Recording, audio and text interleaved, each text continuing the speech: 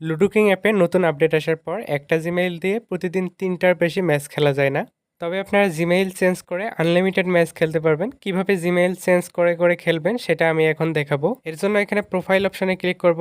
এরপর এখানে sign out অপশনে ক্লিক করে সাইন আউট করে নেব। এখন এখানে আবারও সাইন ইন উইথ গুগল অপশনে ক্লিক করব। এরপর আমাদের সকল জিমেইলগুলো এখানে শো করবে। এখান থেকে আপনার অন্য একটা জিমেইল সিলেক্ট করে নেবেন।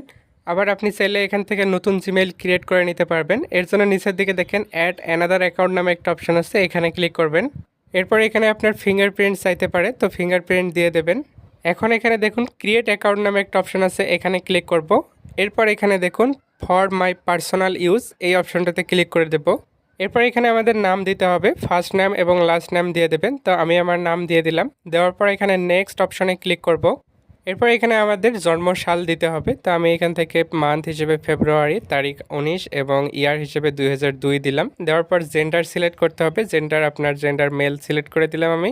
এরপর নেক্সট অপশনে আবারও ক্লিক করব।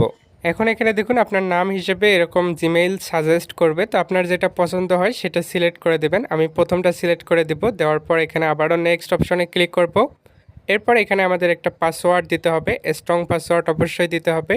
তো লেটার নাম্বার বিভিন্ন ধরনের চিহ্ন মিক্স করে মিনিমাম 8 ডিজিটের একটা পাসওয়ার্ড দিবেন। দেওয়ার পর নেক্সট অপশনে আবারও ক্লিক করতে হবে। এরপর একটু অপেক্ষা করতে হবে এবং এখানে দেখুন আবারও নেক্সট অপশনে ক্লিক করতে হবে। এরপর এখানে তাদের প্রাইভেসি এবং টার্মসগুলো শো করবে, এগুলো পড়ার কোনো দরকার নেই। নিচের দিকে দেখবেন যে আই এগ্রি অপশন আছে, এটাতে জাস্ট ক্লিক করে দেবো। তাহলে আমাদের নতুন একটা জিমেইল ক্রিয়েট হয়ে যাবে এবং এভাবে আপনারা জিমেইল পরিবর্তন করে প্রতিদিন 3টা করে ম্যাচ খেলতে পারবেন প্রত্যেকটা জিমেইলে।